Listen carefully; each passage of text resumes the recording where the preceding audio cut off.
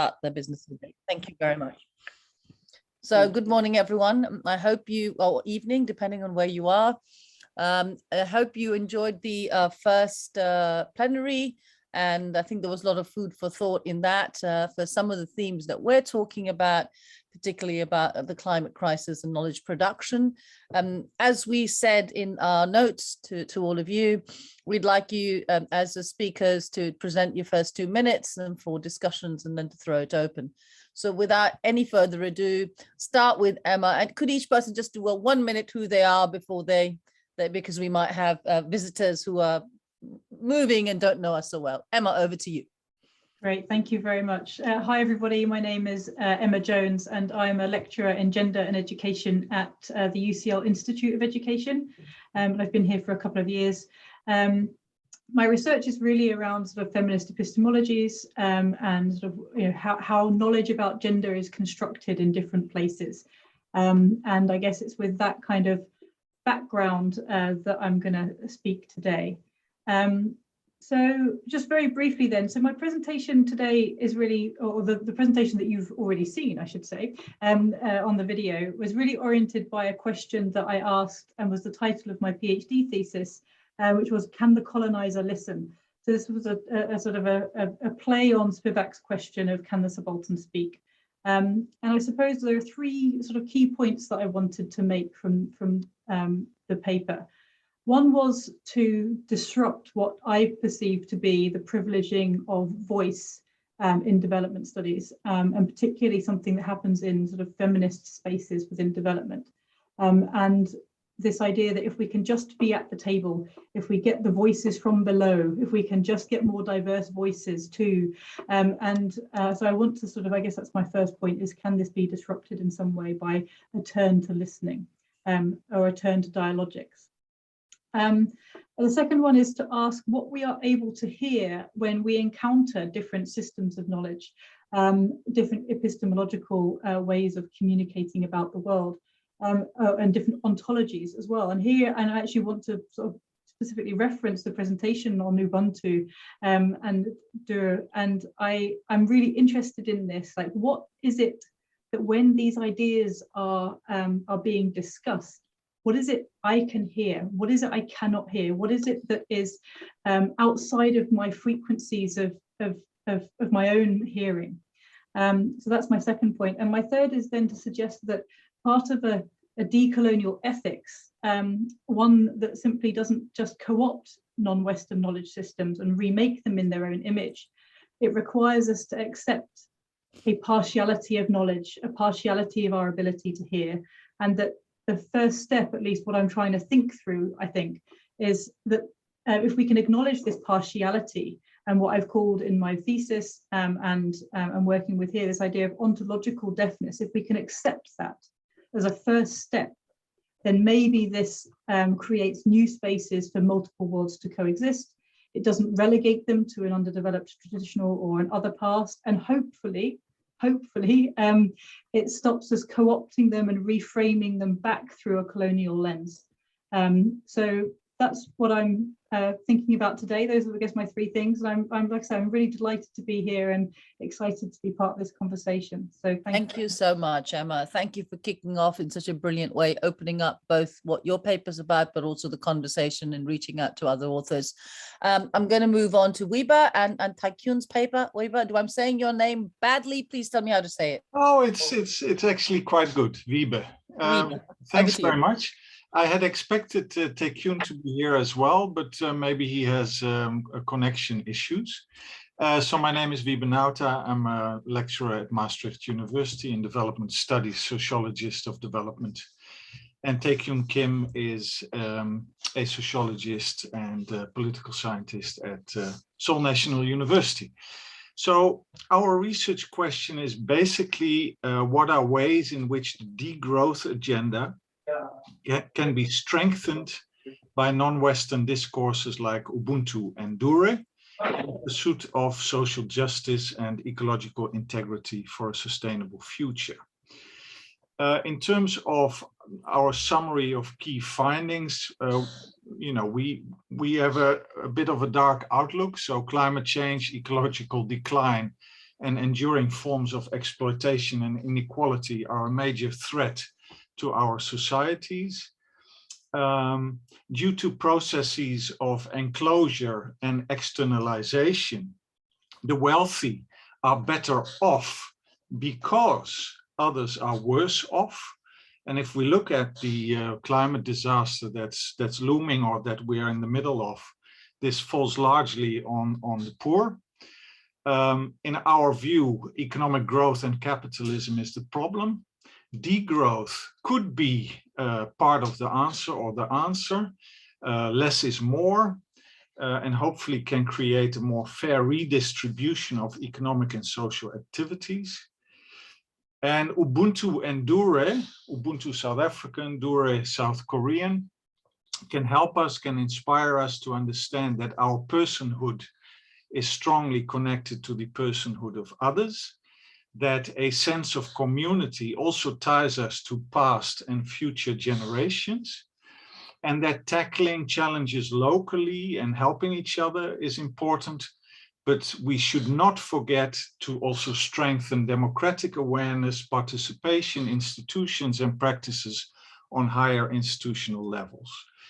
And we would like feedback on several questions. For example, how do we avoid a romanticization of Ubuntu and Dure? How do we avoid a caricatural representation of the West, where actually, in my view, similar, more traditional thought systems and practices can be identified?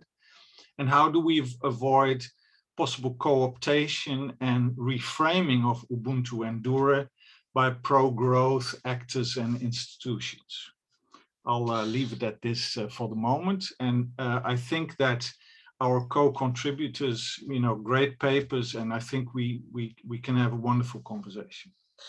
Thank you, Wiebe. I think that your paper was very thought-provoking with great examples for us to dig deeper. And as Emma's already said, there are conversations that we can see, and some of you have shared your thoughts, so we'll have a chance to do that later. But in the interest of time, I'm going to jump straight in. Eyob, over to you. Thank you very much for joining us. Hello, everyone. Thank you for accepting my proposal for this panel.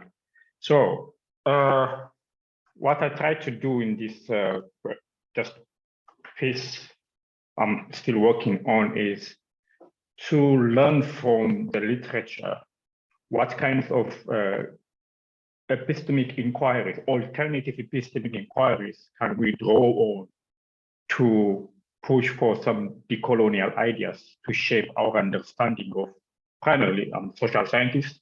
By the way, just by way of introduction, I work for University of Bristol and a research center called Pedagogy Africa Research Center. And this is something like the key element of my work, working on the politics of knowledge production, primarily in Africa.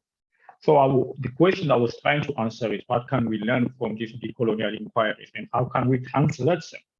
How can we translate these decolonial inquiries to shape our research in a number of areas? And the areas that I'm primarily interested in are development studies and education in social policy, urban studies.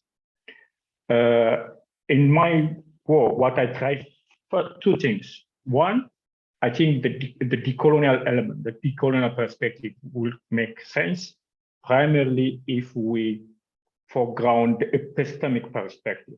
It's essentially about challenging the hegemonic Western Eurocentric knowledge framework and bringing other alternative knowledge framework so that we have a conversation between different sets of epistemological orientation. It's not about just replacing the Western with the non-Western, but rather offering the alternative same space. In doing so, I think the decolonial perspectives are usually allow us to understand the different aspects of that colonial relation.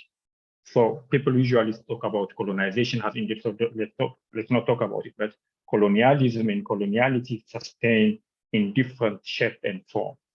So the key takeaway I'm trying to build from this literature review is based on the three decolonial perspectives that I'm analyzing: the colonial matrix power, the colonial matrix of power, primarily Latin American perspective, the Empire framework from Sabello, I would call it an African scholar, and also sociology of absence by Ventura de Sousa Santos, Portuguese scholar. They allow us to focus, to bring the epistemic element very much at the center.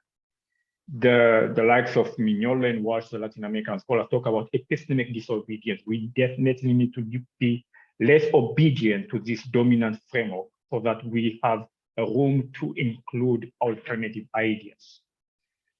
Sabello talks about epistemic freedom. Unless we feel we know that we are shackled by this hegemonic epistemic orientation, we will continue to create some kind of, the so-called alternative will remain the same epistemic orientation, so we will not be allowed to address the core of the problem.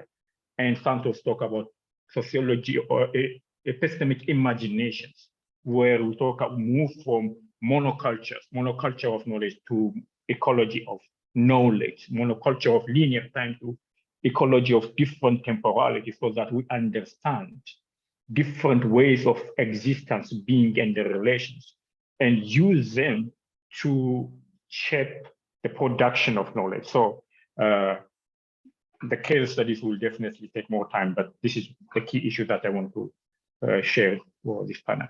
Thank you. Thank you so much. You're really rich in that short summary, and I'm sure we're going to try and unpick that as we go through the final set of 2-minute presentations. Over to you, Reka and Albert.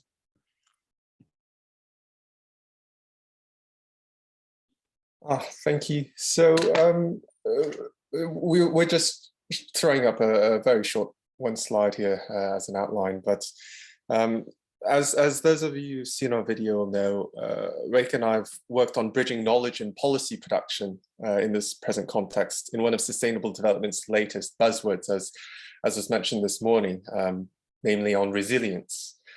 So we've asked over the course of this draft paper how resilience is defined in sustainable development policy, specifically with regards to country cases on India and the UK. So the methodology that we have followed is semantic analysis of policy documents. These policy documents are either from various departments or ministries of the government and were published in the last 3 years. So in the case of India, we reviewed documents that came out of the Ministry of Agriculture and Farmer Welfare, Ministry of Water Resources or Jal Shakti, Ministry of Rural Affairs, and Ministry of Environment, Forest and Climate. And what we find is that the key definition associated with the word resilience is climate variability. Now, in parallel, we were also taking a look at UK national policy documents, specifically Department of Environment, Food and Rural Affairs, DEFRA, Cabinet Office, and of course, as most of you will know, FCDO, former DFID, which is the Foreign, Commonwealth and Development Office. And what's very interesting here is a divergence where initially resilience is all about national security, critical infrastructure. And as of recent, literally in the last 3 years or so, it's very much about international security and resilient international order. So one of the implications of this study is that, yes, we do see evidence for the space of collaboration. We do see evidence of collaboration between India and UK. And this is particularly in the space of knowledge sharing for the purpose of building or informing climate action for building a resilient agriculture sector in India. At the same time, to take a more skeptical point of view, there's this divergence reflects a clear need for a more common understanding of what resilience specifically entails if we have the possibility of sustaining effective development cooperation moving forward. So, I mean, we're very curious to see how resilience is defined in other spaces, if others here have encountered it. And whether you like it or not, I suppose we'll be hearing a lot more about resilience moving forward. So Reka and I are actually organizing a conference next year on the topic as a little plug. So if anyone might be interested, please, get in touch. So let me just stop sharing that. Thank you. Thank you so much, Albert and Reka. So thank you for all the 4 presentations, such a rich set of analyses, both in terms of how you are revisiting case studies, but also how that is being used to do a new kind of interrogation and refurbishing of conceptual framings. There were already questions that were put to each other. So if you've already picked up your question as speakers and you'd like to come back at us, you've got your 1 minute slot before I open it up for further questions. So any of the 4 sets of speakers, welcome Taekyun, nice to see you. So if any of you would like to respond to comments that other panelists have kindly put on the email chat, please read out the question because those in our audience may not know it. And then please use your 1 minute to bat it right back at us. Emma, over to you. Sorry, I don't think I've seen these questions. Me neither. I don't. I haven't seen these questions. Albert, are there any questions in panel 1? Not in this phase, but this might be a good opportunity. We posted several questions for our co-panelists. Yes. So what I'll do, Charlotte, is I'll paste those questions into the chat. Yeah, that would be lovely. So we had sent an email around to just for those who are the attendees, but not the group that's presenting. We'd sent an email around saying we would kickstart, since we had these short presentations, with the co-panelists responding with questions. But while that is happening, if there are those in the audience who, would just like to come at us, go for it. Raise your hand or just unmute, and if you have bandwidth, then use your camera. We'd be very happy to have questions from you as well. And while that's happening, maybe I can start. Albert. Actually, I was going to abuse the privilege of the moderator. Yes, go for it. I was going to say, does Albert want to do that? So go for it. Yes. Albert, yes. Albert, one small question. I have the questions here. Shall I post them in the chat? Oh, Please, yes, Wieben, yes. if you're able to, that will be fantastic, Wieben. Albert, if you want to kickstart with your privilege as co-chair, take it. Sure. So, I mean, it's interesting because all 4 presentations and papers for this panel have very strongly highlighted this need for understanding and really breaking down knowledge production across borders.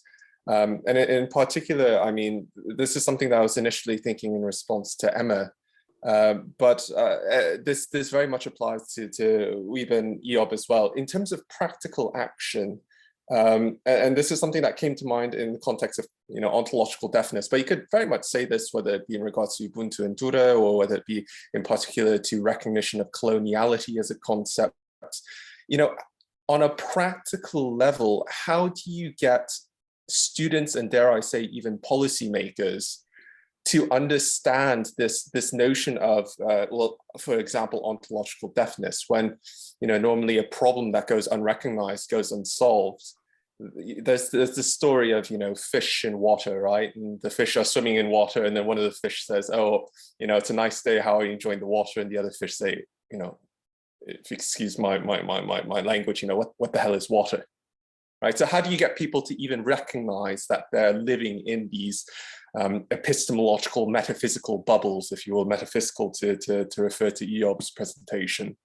I don't know if the presenters would mind just coming back with in order with how one might do this intervention. I think that's a fabulous question, and actually was going to be one of my questions to somebody else as well. And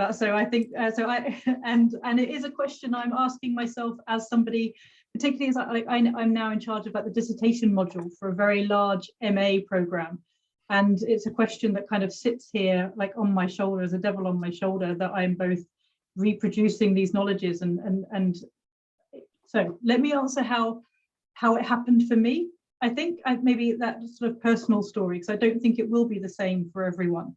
But it happened that my kind of coming to thinking about this as an idea came about because I was listening, or at the United Nations, and I was listening to a First Nations person speaking about the relationship between gender and water and bodies.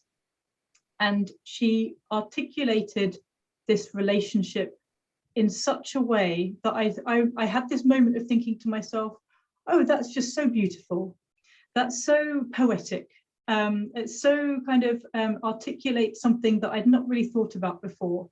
And she said, we come from water, our mother's water, we are born in water, and this was sort of her articulation. And I recognized that the only way I could make sense of this was as a poetic, I couldn't make sense of it from her world, and there was just this moment of disconnection. And I think it speaks to Eob's point about how when we are teaching, it's only by introducing the multiplicity into a single space that we can recognize that we occupy a particular position. And until we see that, until we see those differences, and until someone is able to facilitate a conversation that really provokes a destabilizing and a place of comfort, you're not going to get that. You're just, so I think just to kick us off, that would be sort of my starting point.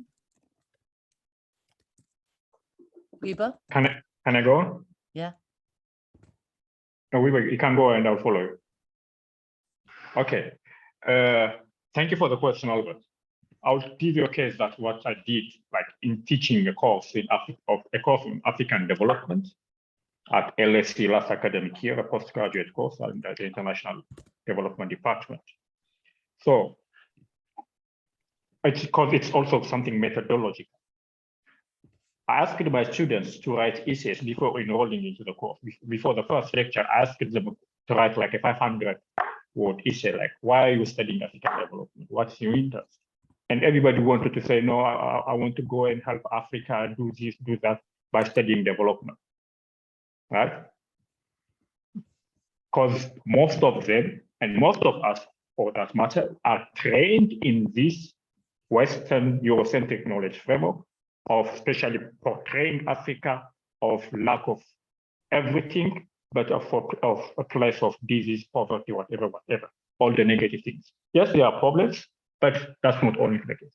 So by challenging people to think differently, because the presentation of Africa as such, a poverty-ridden place, would give you a course called African development. You don't have a course, for instance, at LSE on European development or American development, as if these places have already developed. They don't need development, right? So it's all about questioning this. And all these questions allow people to go beyond this normative understanding, because that epistemic position is the one that's driving that. And one way of doing so is locating that understanding in its historical and social historical processes, because colonialism, its current form, contributed for the looting of resources that are going out of Africa because of those unequal colonial relations. But it's not only economic and political relations, it's also epistemic relationship.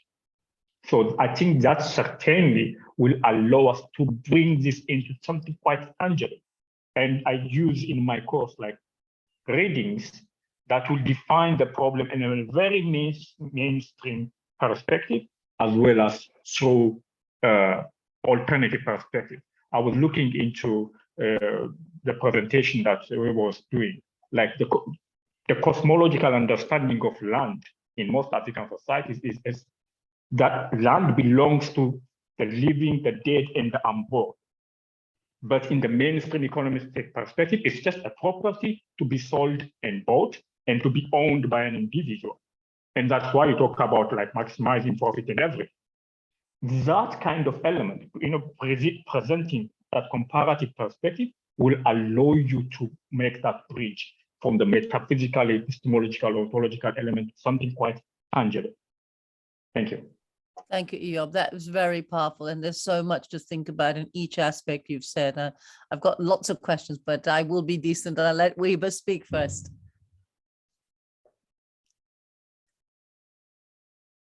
Wieben, you're still muted, sorry. My apologies. Thank you. When I was reading Emma's piece, which I found very, very interesting, and Eob's piece as well, by the way, I was struck by this, especially this question: how do we urge ourselves and others to really or better understand what the lives of others are? And obviously, as a white, middle-aged European man, I think it's very important that we stay conscious of this.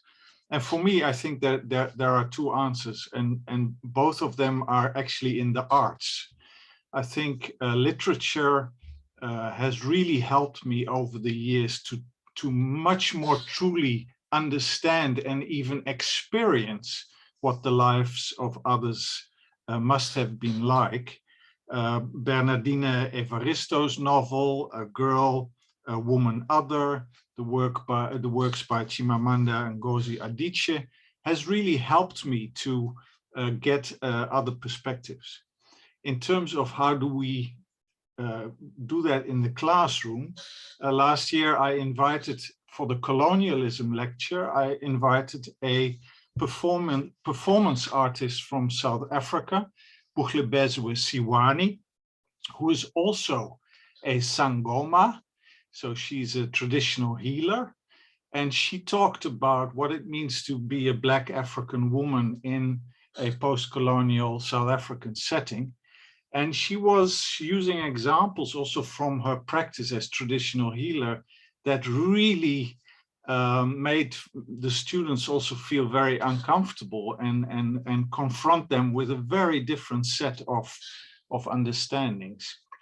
And I think, in that sense, we can do our best to introduce these other perspectives. Thank you, Wiebe. And finally, of course, Albert and Reka. Because there are questions, yes. Yeah. So I just repeat the question. I hope you all know, you're all able to see the question as well. So my response would be whether the Western solutions are influencing the Indian solutions, or whether, how does that play? Whether they influence one another, or are they developing simultaneously as parallel practices, is a very interesting thing to notice, because we do see evidences of both. On one side, we do see very science-driven, technology-driven, top-down, very Western solutions to large-scale agriculture being the ideal, and that kind of a solution catered to even the Indian scenario, where more than 60–70% of the farmers are small-holding farmers. But at the other side, Green Revolution is a classic example of adoption of a Western way of thinking of agricultural intensification in the context of India. But on the other side, what we also see is a kind of rebel, one primarily coming from having gone through these experiences and having realized our limitations as well as our opportunities lie in alternative spaces. We also see evidences for a lot of indigenous practice being mainstreamed as well. Yes, the resistance, there is a requirement of rebranding and raising the voice of what the alternative solutions are and bringing that into the mainstream, but we do see both these actions going parallelly in the case of Indian agriculture.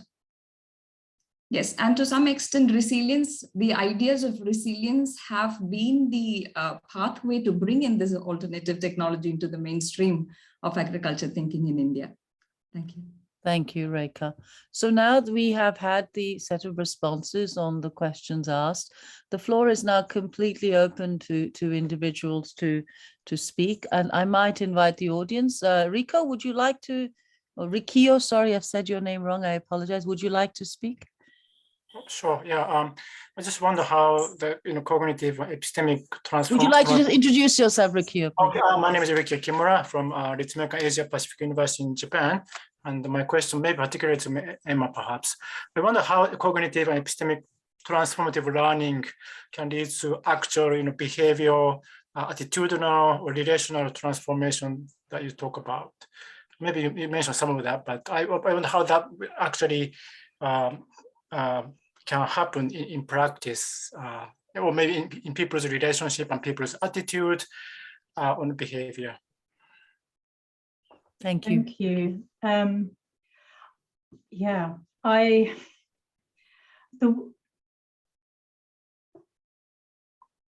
the one thing I think I'm really conscious of at the moment is that this work takes time, because what we're also talking about is we're talking about asking people to give something of themselves up, and that is a very difficult thing to ask. We're asking people to willingly step into a place of uncertainty and of destabilization and so on. And I've seen this work start to happen in sort of feminist critical pedagogy spaces before. But again, it takes time, and I find that when I'm teaching, I feel like I never quite have enough time for that work to take place, particularly in a one-year postgraduate program, there's also then so I would say this year I've been part of a module, Feminist Approaches to Knowledge and Pedagogy, and we sort of explicitly say to students, like, this is a module, this is a place where we expect you to undergo some kind of transformation. This is, and that you will kind of encounter different knowledges, and we are hoping and going to try and hold a space for you to do that. So I guess one of the things I'm getting at, and I'm a bit tentative about saying as well, is that there is like a psychodynamic aspect to this that I think needs to be further explored, certainly in my own work. So I'll start that as my response. Thank you so much, Emma. I noticed there are 3 hands. Taekyun, please, would you like to go next? Oh, thank you. So first of all, I apologize, I'm a little bit late to join this wonderful panel. Actually, I have a question to Albert and Rekha. I enjoyed your video clip, especially the concept of resilience. And you guys compare the Indian context and the UK, different conceptualization of the resilience. But my question is about the so-called isomorphic institutionalism between different countries. For example, the securitization of resilience, basically, designed or intended by the powerful actor in global governance, such as the UK in your paper.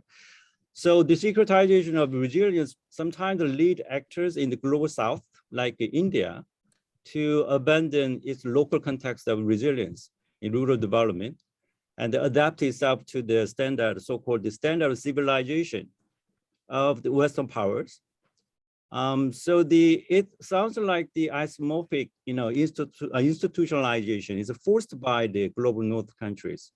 I mean, regarding the concept of resilience. So my question is like, how you can interpret some kind of isomorphic kind of push by the global North to global South in terms of rural development and resilience. Yeah, that's all. Okay, so my response to that is, there are 2 factors in action when you look at, so my training is in economics. Let me put that in perspective, just to say, why my answers would look in one particular fashion. But having said that, I've looked more in terms of livelihood. That's the space that I'm coming from. And when you look at rural development from the angle of livelihood, there is one aspect which is closely associated with survival in difficult conditions of Indian agriculture. And then there is the other aspect as to collectively, where are we leading the agricultural sector in India? So from the work, like my past 5 years, I've been working closely with the idea of sustainable agriculture in the Indian space, and now have moved to understanding the similar concept in the UK space. But what I really, I don't have a conclusion, I'm still forming my opinion, but what we observe is that there is certainly one aspect which is in a way non-human, in the sense like not apparently non-human, in the sense like what I mean is there are certain technical solutions that are passed and they look like benign, very difficult to point out who the actors are, very difficult to understand what the effects are, let alone the human society, but also the socio-ecological systems. And when we take the whole idea of socio-ecological systems and resilience of the system as a whole. So there is one particular set of solutions, a few technical solutions, which does come in as past as very benign solution. But on the other aspect, we always see that the crumbling down of those solutions is typically associated with governance failures. And again, that's a very interesting bit, and I feel that space is a very interesting space, because we don't have an answer whether we need a top-down government or there is a part, whether decentralized government, participatory governance, community governance, what would work to uphold the ideas of uphold any ideas of resilience, because the lived experience is definitely a struggle to keep up your livelihoods.